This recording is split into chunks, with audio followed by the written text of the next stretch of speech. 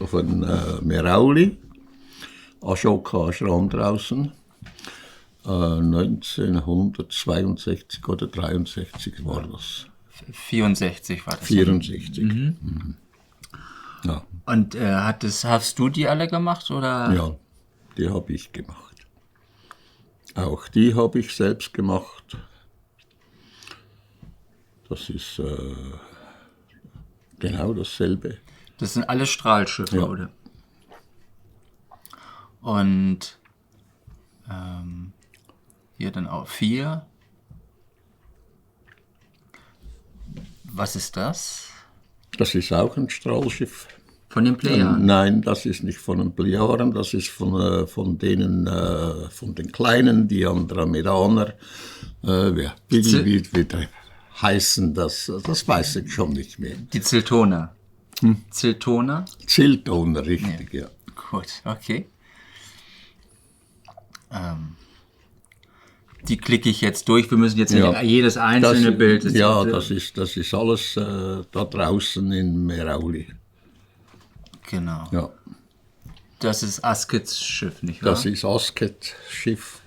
Sie war draußen, als Pobol draußen war. Die Pobol hat uns jeweils gesehen, als wir zusammen spaziert auf dem Gelände umhergegangen sind. Hat sie uns gesehen, die Leute haben uns gesehen, haben beobachtet. Ja. Hat euch jemand gestört? Nein, die haben uns nicht gestört, die haben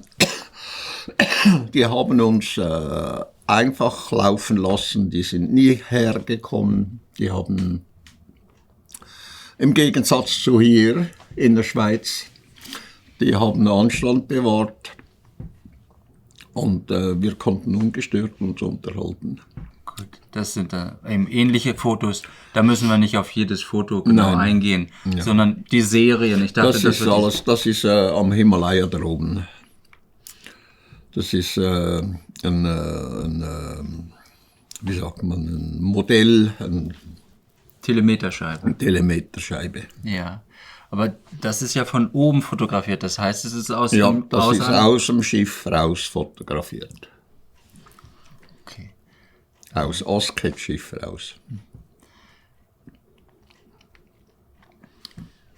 Ist die dann sozusagen so schräg geflogen, oder weil meistens sind die... Nein, da konnte ich unten heraus gucken. Sozusagen durch den Boden schauen, oder? Ja. Der Boden war offen, sie hat ihn eben geöffnet. Da konnte ich heraus fotografieren. Okay, während des Flugs hat sie sozusagen die Luke... Fluges, ja. Okay, gut.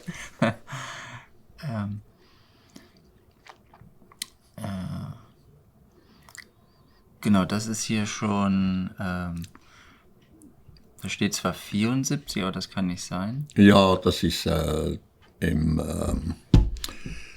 in Hinwil draußen,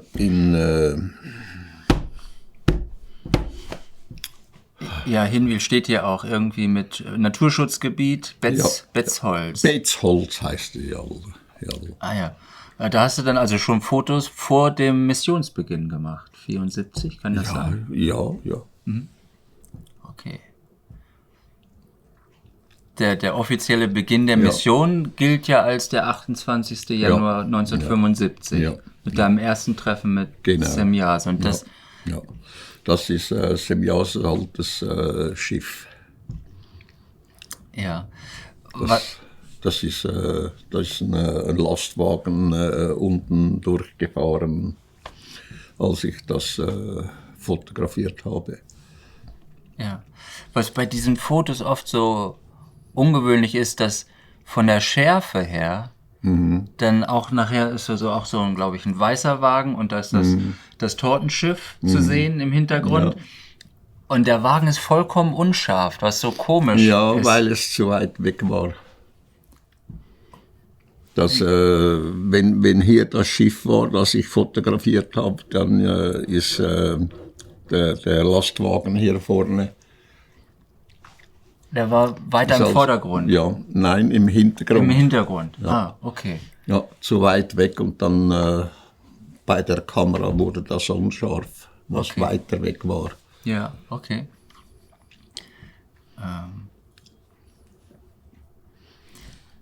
Das ist die Lichtung. Das ist die Lichtung. Da war Betzholz heißt das dort. Ja, da sind 2 oder 3 Aufnahmen gemacht worden. Dort habt ihr euch das erste Mal getroffen. Ja, das ist das erste Mal gewesen, dass mit dem Schiff dort hergekommen ist. Und Da sind doch noch drei Tannenbäume, weiß ich. Da waren 3 Tannenbäume waren noch. Da habe ich irgendwo noch ein Foto gemacht.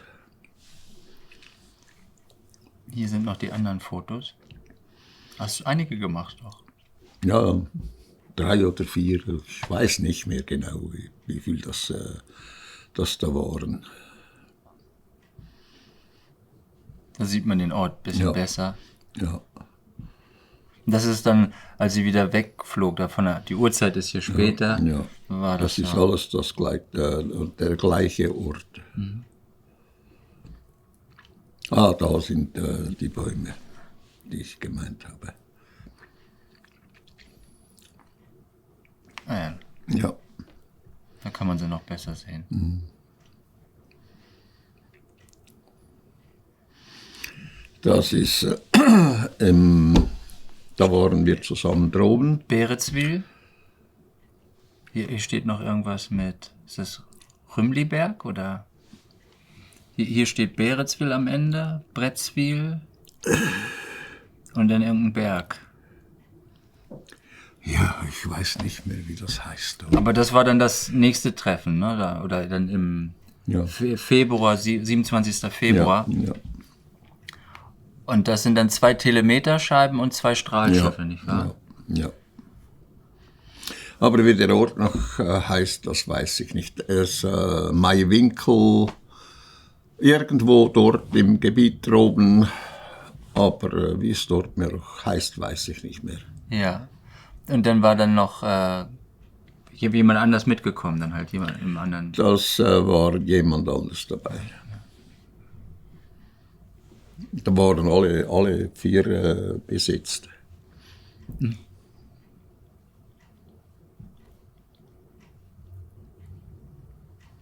Das waren dann kleine Strahlschiffe sozusagen, so Ein-Mann-Strahlschiffe. Ein Mann. Und die anderen sind dann für 3 Die sind für 3 Personen. Okay.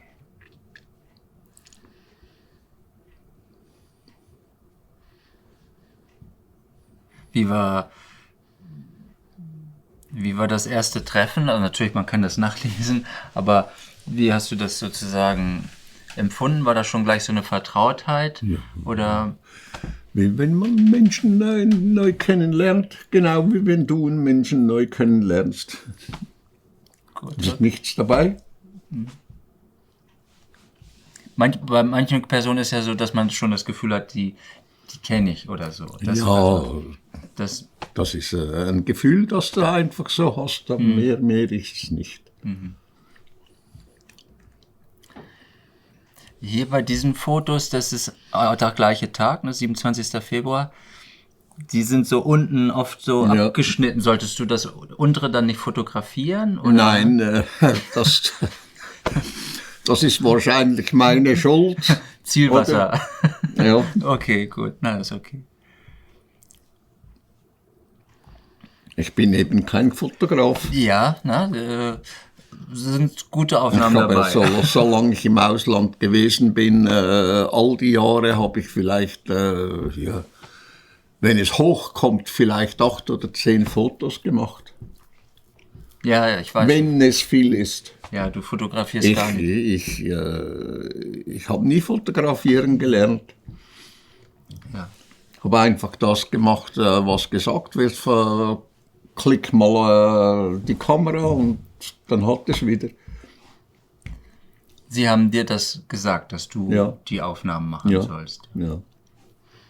Außer bei Asket. aber Ich das- habe nie selbst so gemacht. Die haben mir entweder haben sie gesagt, wenn ich hier bin, klickst du einfach auf die Kamera oder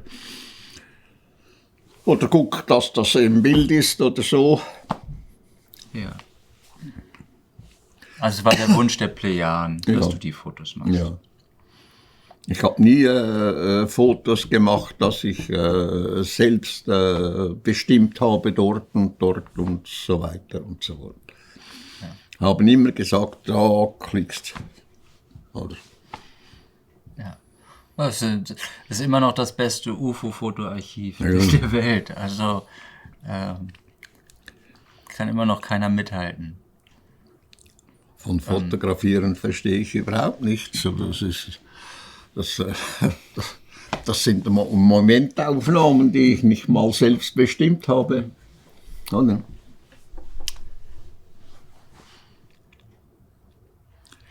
Das ist jetzt woanders. Oh nee, das ist auch der 27. Februar noch. Aber hier stehst du im Grunde dicht drunter, ne? Du bist gar nicht weit weg. Ja, nicht weit weg. Ja. Aber du siehst, das ist wieder alles verschwommen hinten durch. Durch die Entfernung dann, ja. Durch die Entfernung weil eben. ein Objekt da ist. Ja. Das ist genau mit dem, wie hast du gesagt, Betzholz heißt es. Ja. Im Betzholz draußen die Lastwagen, die vorbeigefahren sind. Das ist genau dasselbe. Ja. Vordergrund ist scharf und da hättest du wahrscheinlich die Kamera einstellen müssen oder weiß der Teufel was. Na, es hat ja eigentlich auf das scharf gestellt, was du wolltest. Ist immer gleich gewesen. Ja. Ich habe nie an der Kamera gedreht oder irgend sowas. Ich habe nichts eingestellt, ich habe einfach geknipst. Fertig, Schluss. Ja. Das Schärferad ist ja auch fix, kurz vor unendlich, das kannst du gar nicht drehen. Nein, ich wüsste nicht, wie ich das an der Kamera einstellen müsste. Ja, du hast nur den Film eingelegt und fotografiert. Trotzdem. Mehr habe ich nicht getan. Trotzdem schöne Fotos. Was meinst du? Trotzdem schöne Fotos. Ja. Wenn man es nimmt. Ja. Aber du bist ja jetzt ziemlich, also wenn das Strahlschiff so viel vom Bild füllt, bist du ja ziemlich dicht dran. Ja, das ist ja richtig. Und in einer Situation sind dir ja mal welche hinterhergeschlichen und Semjase ist ja dann, ohne es zu wissen, über sie hinweggeflogen. Ja. Was dann ja und, das hat psychische Schäden ausgelöst. Ja, bewusstseinsmäßige Schäden ausgelöst, ja.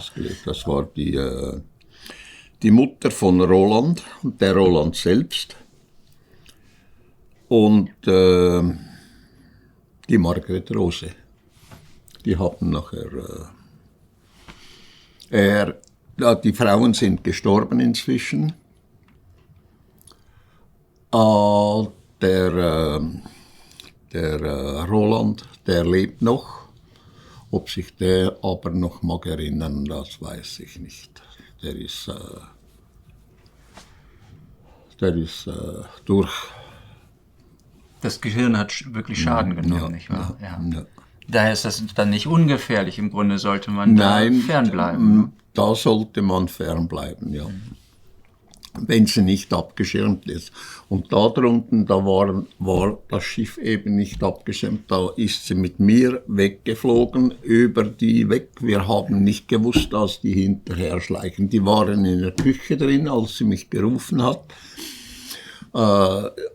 Drunten zum Menara Landing, wo die Menara einmal gelandet ist.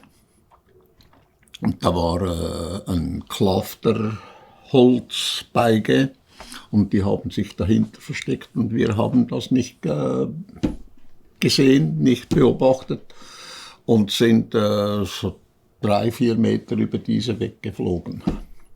Ja. Und das Schiff war eben nicht abgeschirmt. Normalerweise wird das, wenn irgendwas ist und Personen in der Nähe sind, wird es abgeschirmt gegen jede Schwingung, die davon ausgeht. Und da ist es eben nicht geschehen, weil wir nichts gewusst haben davon, dass die hinterhergeschlichen sind und wir über diese weggeflogen sind. Ja, konntet ihr nicht wissen. Ja. Und wir haben nicht geguckt, ist noch jemand unten und so weiter und so fort, oder? Ja, das sind 20, 30 Meter vom Landeplatz, wo es gelandet ist. Nachher sind wir schräg heraufgeflogen und haben nicht auf das geachtet. Wir haben miteinander geredet, oder? Wir haben einander eben in die Augen gesehen und geredet, uns unterhalten und haben nicht darauf gesehen, auf die Schirme, dass jemand unten lauert. Ja. Das sind alle drei bewusstseinsmäßig nicht mehr so gewesen wie vorher. Ja. Vom Menara Landing, oder als sie dort gelandet ist, und danach wurde es ja dann so benannt, weil sie da ja gelandet ist. Ja, Und auf der Wiese. Das sind 3 Abdrücke gewesen, das haben wir irgendwie noch fotografiert. Ja, das haben wir eingegrenzt mit einem Drahthag. Und das niedergedrückte Gras ist unten geblieben, das ist nicht mehr hochgekommen. Trotzdem es monatelang gedauert hat, bis wir den Hag wieder weggenommen haben. Es ist nicht mehr hochgestiegen. Es ist liegen geblieben. Wenn du Gras runterdrückst, normalerweise bleibt es nicht unten, sondern es stellt sich wieder auf und das hat sich nicht mehr aufgestellt. Ja. Ist das immer noch? Nein, aber war Nein, lange. das ist Jahre her. Das war 1979 oder 1980 oder so herum. Und das haben aber 6 Leute gesehen, erinnere ich mich. Ja, da, natürlich. Als sie ausgestiegen ist. Ja. Aber eben, die haben einen bewusstseinmäßigen Klacks haben die bekommen. Ja. Im Fall von Semjase. Als Semjase, du bist mit Semjase. Ja, das war Semjase. Ja. Das, die Schwingung, die von ausgeht, die ist eben gefährlich, oder wenn sie nicht abgeschirmt ist. Ja. Wenn sie abgeschirmt ist, du konntest dich ja auch nicht dem Schiff von Semjase nähern beim ersten Treffen. Nein. Da musste sie erst die Schwingung wegmachen. Ja. Und das kann man einstellen. Das kann sie einstellen. Bei allen Schiffen auch, bei Da und alle anderen auch. Weil hier bist du ja im Grunde auch direkt darunter. Ja. Und dann ist es aber, weil es abgeschirmt ist, ist dann das ist harmlos. dann abgeschirmt. Ja, okay. Nachher ist noch so eine Detailaufnahme, da sieht man dann hier sozusagen das untere besser. Weißt du, ob hier der Antrieb ist oder? Da weiß ich nicht, da habe ich nie nachgefragt, wie der Antrieb existiert. Ich weiß nur, es ist simpel einfach, das Gerät zu bedienen. Das habe ich mal gemacht, so spaßhalber. Dann ist das Dings losgesaust. Das ist ja. Aremo. Was meinst War du? das da, wo das im Jahr Aremo gerufen hat? Ja, eben. Die Angst gehabt hat, dass du die Genau. Lichtgeschwindigkeit durchbrichst. Ja. Und wie ist das? Es gibt doch auch eine Luke, wo man einsteigen kann, nicht wahr? Ja, natürlich. Das teilt sich unten. Kannst du von unten her rauf, kannst du von oben her wieder runter. Da ist alles, das löst sich einfach auf. Wie das geht, weiß ich nicht. Ja. Das ist vorhanden, aber unsichtbar. Du siehst es nicht mehr. Und durch das kannst du durchschweben. Ja. Es ist vorhanden, Du kannst aber trotzdem durch, wie wenn diese Platte jetzt durchsichtig würde, du kannst trotzdem durch diese durch. Ja, es ist, Sie schiebt sich nicht auf eine Seite oder sonst wie, sondern sie wird einfach durchsichtig und dann kannst du weg. durchlässig. Ja. Auch eben für einen Ja. Feststoff oder für den Körper genau, durchlässig. genau. Siehst du ihn dann Wie noch? das? Oder geht es wirklich so, dass man Ja, es nicht sieht? das ist so, wie wenn du nachher hier durchguckst. Du siehst alles hier, was innen ist, was innen ist. Also es wird transparent. Ja, Es wird durchsichtig. ja. Ah, okay. Ja. Und dann, Und auch für durchsichtig, durchgehend möglich für jedes materielle Ding, ja. Obwohl es eigentlich noch da ist. obwohl es eigentlich noch da ist. Und das, Wie das funktioniert, weiß ich nicht. Ich habe auch nie gefragt, denn ich verstehe von diesem nicht.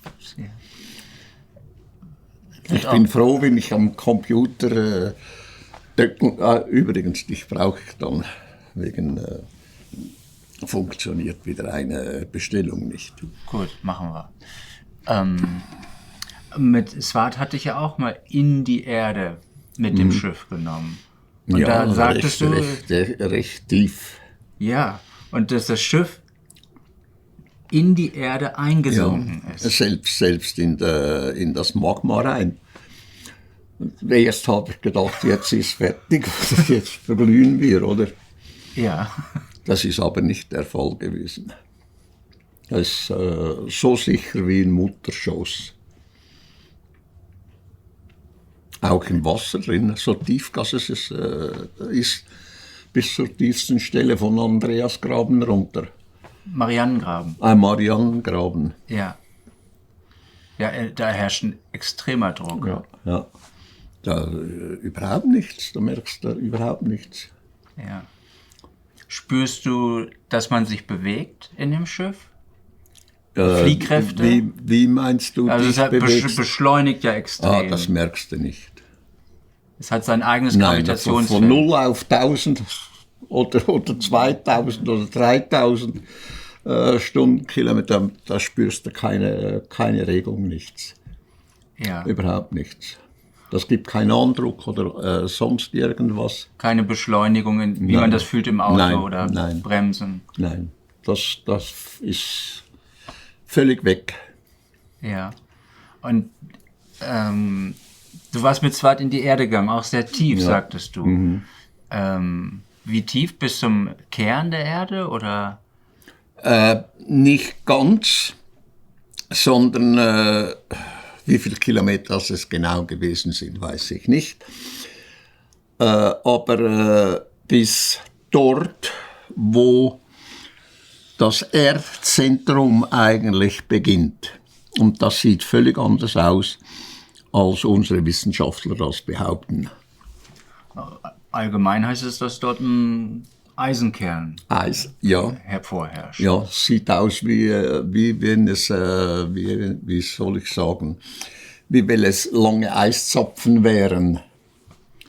Wie Stalaktiten vielleicht, oder? Ja, etwa so, ja. Also es ist nicht massiv, sondern es ist im Grunde, ist es ist mehr hohl oder ist es mehr... Nein, es ist nicht ganz hohl, sondern eben mit diesen, wie du sagst, so Stalaktitenähnliche Gebilde, tropfenähnliche Gebilde und so weiter und so fort. Aus purem Metall. Ah, okay. Ja. Also wie ein Kristall oder sowas, oder? Ja. Ja. Also es sind im Das ist Grunde... ganz anders, als unsere Wissenschaftler erzählen. Ja. Ja. Aber das war ja noch gar nicht im Erdkern, also Nein, davor dann, ne? das ist nicht der eigentliche Erdkern. Wie soll ich dir das sagen? Der ist eigentlich nicht fest, sondern eben besteht aus solchen tropfenähnlichen Gebilden. Ja. Und das herrscht dann auch vor bis in Höhen dann wieder. Also jetzt, wir reden Ja. eigentlich von Tiefe, aber vom Erdkern aus gesehen Bis kurz vor die Erdkruste, oder? Ja, du musst dir das vorstellen. Wenn du hier die Erde hast, dann hast du 15, also 20 Kilometer hast du mal Erde oder 16 Kilometer, 15 Kilometer, je nachdem. Dann kommt die nächste Schicht, die ist flüssig oder halbflüssig und so weiter und so fort. Und nachher ist die Magma, die richtig flüssig ist, zähflüssig, weißflüssig, stark flüssig. Und dann geht es noch tiefer runter. Da beginnt es dann wieder in andere Schichten, bis dort, wo der Erdkern, wo der Erdkern beginnt. Aber das ist nicht ein Kern, wie du dir einen Kern vorstellst, sondern das ist ein Riesengebiet, das voller metallischer Zapfen ist. Okay. Ja. Da treten dann diese Hohlräume wieder auf. Zwischendurch, ja. Zwischendurch, ja. Aber in den anderen Schichten, wo das so halbflüssig ist, die sind gefüllt im Grunde von dieser Flüssigkeit. Die sind gefüllt von dieser Flüssigkeit. Und das ist auch, wie sich die Erde innerseitig bewegt, dass da Land verschwindet, Erde verschwindet, sich auffüllt mit Magma oder das wieder hochdrückt und so weiter und so fort. Und Gas hochsteigt. Das kannst du alles auf dem Bildschirm, kannst du das sehen, beobachten, wie sich diese Gase durch das Erdreich absondern und oben wieder rauskommen. Das hat dir Swart auf den Monitoren gezeigt, Ja. auf dem Bildschirm. Ja. Ja. Und das löst dann halt eben Vulkanausbrüche, Erdbeben. Unter Umständen, meistens sind es nur wie zum Beispiel der Yasuhira mir Rauen schickt, Ja. diese sogenannten Orbs. Das sind einfach Gasballungen, die sich wie eine Kugel bilden, die aus dem Erdreich raus sich pressen oder befreien oder wie du dem sagen willst.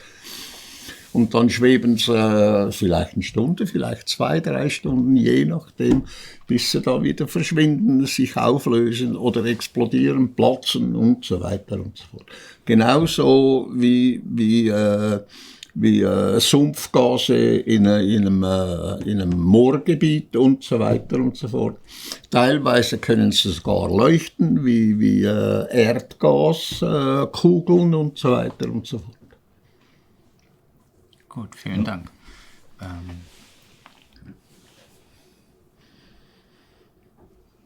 Ich klicke mal jetzt zur nächsten Serie weiter, weil das ist alles am gleichen Tag gewesen. So, das ist dann hier am nächsten Tag. Das ist, ich Wetzikon? weiß nicht, sind wir mal da oben gewesen.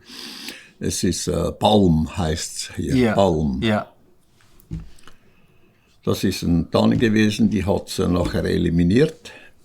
Die existiert nicht mehr.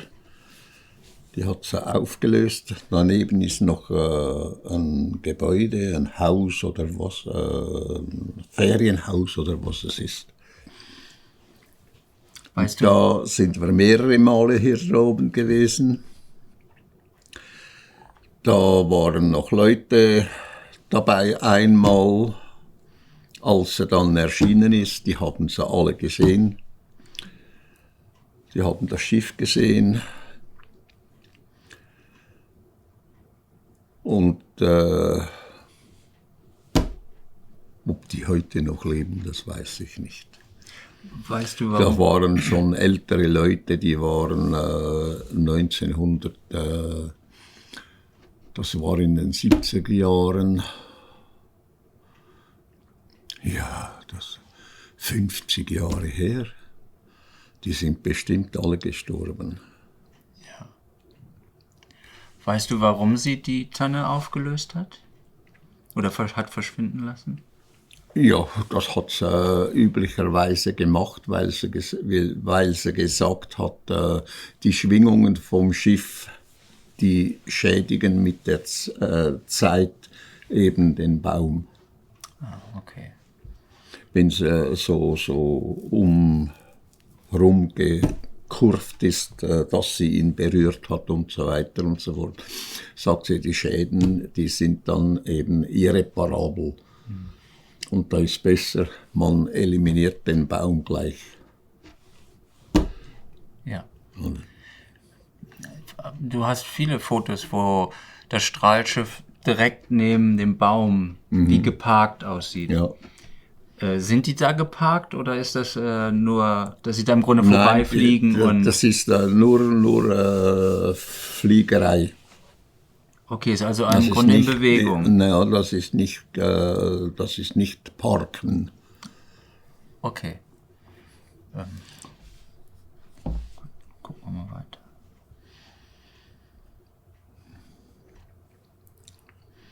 Das ist in Wetzikon drunten, wie heißt es? Winkelried. Winkelried, genau. Ja. Das ist, da müssen wir mal runter.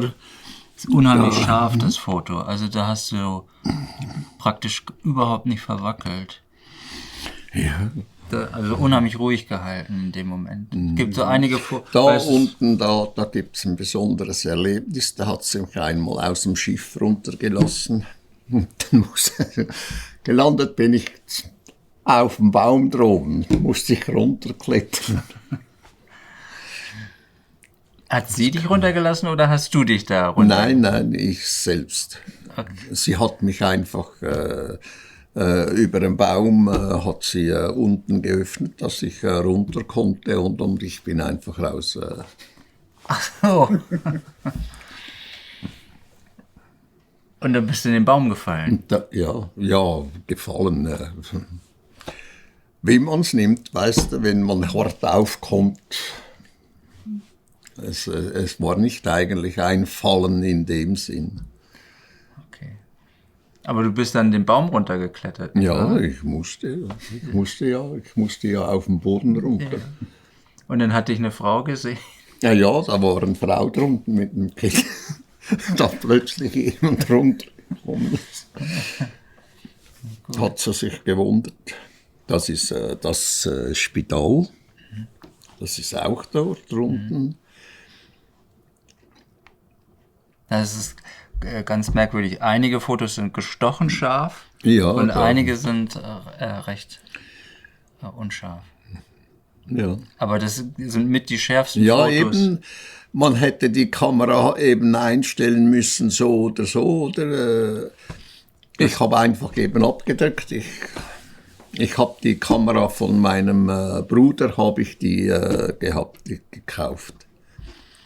Die habe ich ihm für 70 Franken abgekauft, weil ich eben eine Kamera brauchte. Die hast du alle aus der Hand gemacht, nicht wahr? Ja. Die Super 8 Aufnahmen, die sind nur alle vom Stativ. Ja. Okay. Die Fotos sind alle von Hand. Ja. Die Kamera, ich glaube, die habe ich noch. Ja? Ja, ich glaube, ja. Die hast du noch. So, ich klicke mal weiter zur nächsten Serie. Das ist auch unheimlich scharf, weil man kann die Details, obwohl es so klein ist, das Strahlschiff, kann man, wenn man auch selbst wenn man reinzoomt, gibt es im Fotoinventarium, sieht man immer noch das Schiff sehr scharf. So, das ist eine längere Serie. Das ist wohl dein berühmtestes Foto. Sadlik draußen. Ja. Da sind auch jene Tonaufnahmen, die sind hier hinten gemacht worden, wo das Holz jetzt liegt, das Langholz. Die Leute sind hier vorne gewesen. Da hat es so laut getönt, die sind von 4 Kilometer Weite hergekommen und haben gelauscht, was das für ein Geräusch ist. Ja, die haben versucht rauszufinden, wo das Geräusch herkommt. Ja, ja. 4 Kilometer weg. Ja. Die haben das dort noch gehört. Also dermaßen laut. Da war meine Frau dabei, die Kinder waren dabei, der Engelbert, seine Tochter, seine Frau. Maria und Conny. Jawohl, genau. Die waren alle dabei. Und, glaube ich, der Jakobus noch. Und als die Leute dann kamen, hat dann Semjase sich wieder verzogen? Nein, oder? nein. Die haben alle hier vorne gestanden und haben zugehört, wie sie das Hirn erzeugt hat da hinten. Aber sie konnten es nicht sehen. Das weiß ich nicht, ob sie was gesehen haben, da habe ich nicht nachgefragt. Ja. Denn Semjase kann das ja auch alles einstellen, Ja. aus welchem Winkel man das sehen kann. Ja. Also ob ringsrum oder Ja, nur ein kleiner da war Spalt. überhaupt nichts abgeschirmt.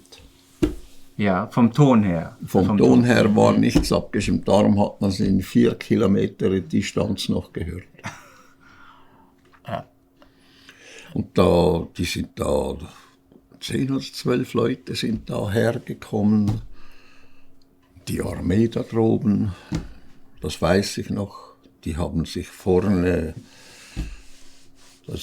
vorne, weißt du, wo die Bank ist, der Sattel liegt da, der Parkplatz. Der Aussichtspunkt. Die haben da vorne gelauscht, geguckt, gefilmt. Ja, das war damals, als Tonaufnahmen gemacht wurden. Ja, dieser Teil ist ja eben, der verwendet wurde für Akte X.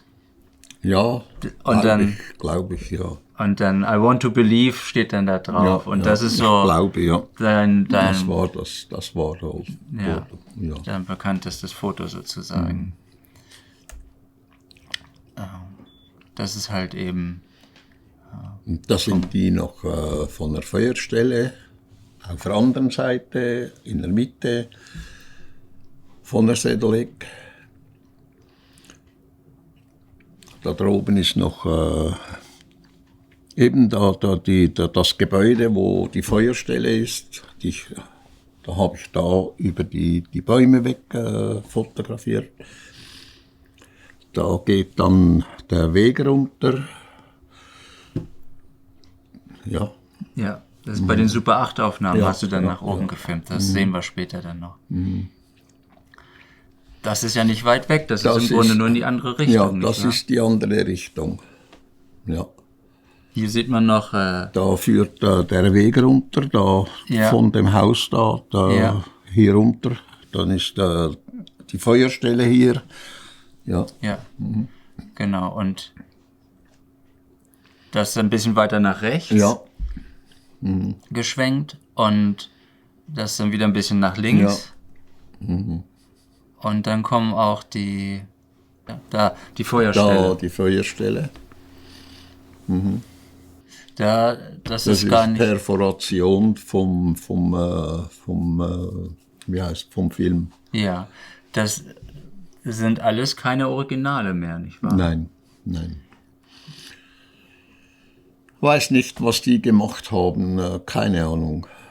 Also die Originale sind schon recht früh, also kurz nachdem schon weggekommen. Ja, ne? Nicht erst in den da 80ern ist, oder so. meine Frau noch schuld daran. Die hat die weggegeben ins Tessin runter, so einem Fotografen. Der war wirklich Fotograf und hat auch einen Kalender hergestellt. Der war zusammen mit Mara Algetti. Und Gilgamesha war 3 Wochen bei dem drunten. Der hat meine Fotos gefälscht. Im Kalender, den er gemacht hat, hat er über Mendrisio meine Schiffe reingetan. Mendrisio Was im ich Tessin. fotografiert hatte, hat er gebraucht, um diese zu transferieren in Fotos, die er gemacht hat über Mendrisio. Dann hat er da die Strahlschiffe aus deinen Fotos in seine Fotos hineinkopiert. Und hat sich nachher als Kontaktler ausgegeben in dem Kalender. Das haben viele getan, ne? Sich als Kontaktler. Hauptsächlich der in Deutschland seinen Titel als Fürst gekauft hat. Da hat es noch einen Prozess gegeben in Deutschland draußen. Und das hat noch Geld gekostet, das ich bezahlen sollte. Das hat dann aber wie heißen sie schon wieder, wo gestorben sind, da in Villa. Adela. Und ihr Mann, wie heißt der? Das habe ich leider vergessen. Ja. Aber ihr Mann hat... Ja, die haben dann die mehrere tausend Franken bezahlt für den Prozess, das es draußen gegeben hat. Mir hat man vom Gericht geschrieben, wenn ich nochmals sage, dass er mir die Sachen gestohlen hat und so weiter, dass ich dann 500 Euros zu bezahlen habe als Buße. Und was dann weitergeht, Gerichtswesen und so weiter und so fort. Er ist rund um die Welt gereist, hat meine Fotos gefälscht, Filme gefälscht und gebraucht und rund um die Welt gereist. Er sei ein plejarischer Abkömmling und er hätte hier auf der Erde die Aufgabe, um klar zu machen den Erdlingen, dass die Plejaren bewohnt seien von Menschen und so weiter und so fort. Und hat meine Filme gebraucht dazu und hat die auch gefälscht und Fotos gefälscht und so weiter und so fort, wo aber gesehen hast, dass es meine Fotos sind und meine Filme sind. Ja. Er ist von Florida ist er ausgegangen, eine Rundreise um die Welt gemacht. Er ist gekommen von der anderen Seite, wie heißt es dort drüben, Los Angeles, dort drüben. Ist er von hergekommen und ist nach Florida. Von Florida hat er die Weltreise gemacht und hat sich in Deutschland einen Titel als Fürst gekauft. Okay. Ja, vor kurzem hatten wir ja auch jemanden hier, der Michael, der diesen Baum pflanzen wollte. Mhm. Und meinte auch, ich bin Plejare. Und da sagte ich, ja. Und er sei erleuchtet.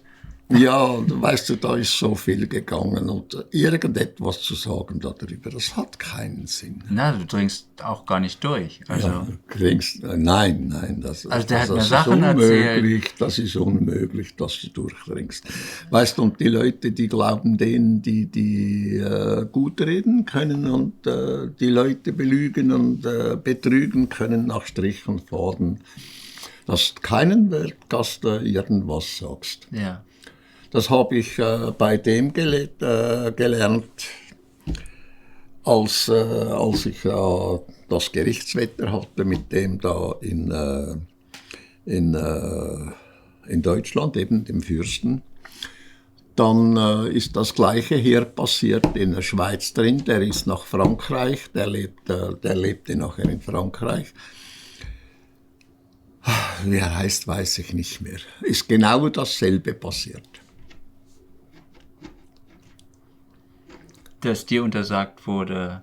Ja, Gerichtswetter hat mich um die 3000 Franken rumgekostet. Wo ich dem bezahlen musste für das, was ich gesagt habe. Das stimmt nicht, das hast du mir geklaut, oder? Das sind meine Fotos, das sind meine Filme. Und der ist vor Gericht gegangen, hier in der Schweiz. und hatte eine Anhängerschaft, oder? Und die haben ihm natürlich geholfen, sektierisch zudem, oder? Weißt du, der liebe Gott und weiß ich was. Und ja, hat mich etwas über 3.000 Franken Strafe gekostet, weil ich mich gewehrt habe. Und sind nachweisbar, sind meine Fotos, sind meine Filme, die ich gemacht habe. Ja, auch der Spiegel hat ja 78 deine Fotos. Also auf einem Titelcover ist es, auf einer Titelseite ist eins deiner Fotos, ja. Und dann ich weiß da, dass ich was verlange, finanziell, das bringt einfach nichts. Ja. Oder? Weißt du, erstens will ich kein Geld dafür und zweitens macht Geld nicht glücklich. Wohl wahr, ja. Ja. Aber es beruhigt manchmal. Ja, aber das kannst du anders verdienen als mit dem. Ja. Waren die Fotos schon verschwunden, als du noch in Hinwil warst, oder warst du schon hier oben? Ja, nein, die sind schon verschwunden in Hellwil unten. Ah ja. Ja. Und dann, du hast ja dann... wie hat der geheißen? Ja. Wie sie geheißen hat, das weiß ich noch, Mara Algetti. Vermutlich ist das die Tochter, die irgendwo da in Fribourg oder wo wohnhaft ist. Ich weiß es nicht. Die heißt auch Mara Algetti. Und das ist kein Schweizer Name und sie ist vom Ausland hergekommen, hat sie gesagt damals. Sie ist sehr oft bei mir in Hinwil gewesen und zusammen mit ihm. Aber die weiß ich nicht, wer das ist, die Mara Algetti, die da drunten werkelt, keine Ahnung. War das der Martin Sorge, der da noch mit? Martin Sorge hat der geheißen, richtig. Mhm. Martin Sorge. Und die haben die Fotos dann behalten oder nur verfälscht? Der Verkauf? Ja, wahrscheinlich ist er schon gestorben. Er war 50 und das, oder 60 war er bereits alt. Ja. Da in den Jahren, als ich da drunten war. Und dann hast du das irgendwann gemerkt, dass alle Fotos weg sind, oder was ist dann passiert? Nein, ich habe sie auf dem Tisch gehabt. Die sind dort leider runtergefallen und sind in den Ofen rein. Weißt du, ich habe da einen Holzofen in dem Raum gehabt, wo ich gearbeitet habe. Und die sind mir runtergefallen und die hat meine Frau hat die wieder rausgefischt, als ich sie weggeworfen habe, weil sie eben verbrannt oder angebrannt waren. Und mit dem hat sie ein Riesentheater gemacht. Ich würde die Fotos fälschen und so weiter und so fort. Weißt du, weil sie verbrannt waren, oder? Und hat da mit dem Martin Sorge zusammen, hat sie da was aufgezogen und ja. Was wirklich gegangen ist, das weiß ich nicht. Da habe ich mich nicht drum gekümmert. Ja. Also du hast alles auf Dia fotografiert oder auch auf Negativ? Nein, alles Dia. Alles Dia. Und dann sind halt Abzüge davon gemacht worden. Ja. Aber und die sind ja dann auch verkauft worden. Also zum Selbstkostenpreis. Ich habe an 2 Orte habe ich die gegeben. Zuerst dem Hans Schutzbach. Der hat alles in Verwahrung gehabt. Und der hat die heimlich verkauft. Die Originale? Die Originale, ganz offenbar die Originale. Und darauf gekommen bin ich, weil ich eine deutsche Zeitschrift in die Hände bekommen habe, die hat mir jemand zugeschickt, wo die Fotos abgebildet waren. Die einzige Möglichkeit, die bestanden hat, dass der Hans Schutzbach die eben verkauft hat. Und genau gleich ist es gegangen mit dem Film. Ich habe nicht gewusst, dass die Bobby, meine Frau damals, diese hinter meinem Rücken teuer verkauft hat, teils verkaufen wollte und es nicht gelungen ist. Das hat mir der Hesemann, Michael Hesemann, hat mir das gesagt, als er hier oben gewesen ist. Er ist ziemlich oft hier oben gewesen nachher. Er wollte einen Film kaufen von da droben und die Bobby wollte 1000 Mark dafür haben. Und das hat er als 17-Jähriger nicht bezahlen können. Und das hat sie auch mit dem Original gemacht. Den hat sie nach Deutschland verkauft und der hat ihn zerschnippelt. Der Michael hat dann herausgefunden, an wen das sie den verscherbelt hat. Und er ist hingegangen und wollte eine Kopie machen oder den kaufen von dem Mann, der den Film hatte. Aber der war völlig verschnippelt und zwar derart, dass man nichts mehr machen konnte damit. Nur noch kleine Stücke. Ja. Und wir reden jetzt aber nur von dem Super 8 Filmmaterial. Ja. Und das hat der in Deutschland gekauft? Ja. Von Bobby? Ja. Und Michael Hesemann wollte zurückkaufen? Ja. Aber es waren nur noch so stückweise Schnippel vorhanden, 10, 12 Zentimeter lang. Du hast ja recht viele Filme gemacht. Also einen habe ich gemacht, droben, im Dings droben. Wir gucken später noch bei rein. Rumlikon. Dann sehen wir später noch, aber du hattest erzählt, du hast im Grunde viel mehr gemacht. Ja. Die sind alle verschwunden. Ja. Spurlos weg. Und die einzige Möglichkeit war, dass der Hans Schutzbach die genommen hat und die Bobby.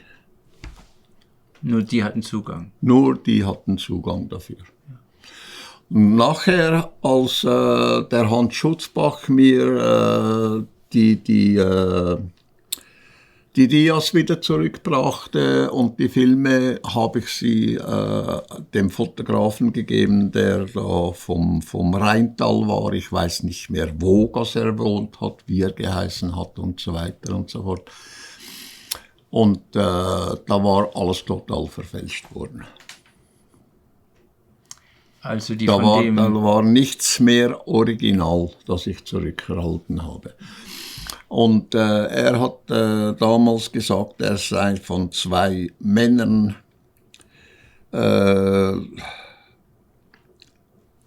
besucht worden, die ihn gezwungen hätten, diese Dinge zu verfälschen und so weiter und so fort. Und dann plötzlich ist er verschwunden und nie mehr aufgetaucht. Also Hans Schutzbach hat den Teil verkauft und dann nachher dir aber einen Teil wiedergegeben. Ja, hat er mir zurückgegeben, was noch vorhanden war. Ja. Und das hast du einem anderen Fotografen? Das habe ich dem gegeben, um sie zu kopieren. Ah, okay. Mhm. Damit ein Satz vorhanden war um oder Kopien vorhanden. Zu haben. Ja. Mhm. Und da wurden aber Verfälschungen hergestellt, noch und nöcher. Ja. Und da ist dann alles verschwunden. Filme, die sind überhaupt unbrauchbar gewesen, die konnte man wegschmeißen. Ja. Und wie bist du dann? Und die Filme, die ich gemacht habe, alle total verschwunden. Ja, und Bis auf die eine Rolle, die wir dann bei dir noch wiedergefunden haben vor einigen Jahren. das ist aber eine Kopie. Das ist eine Kopie, ja. Und man weiß nicht, welche Generation. Nein. Ja.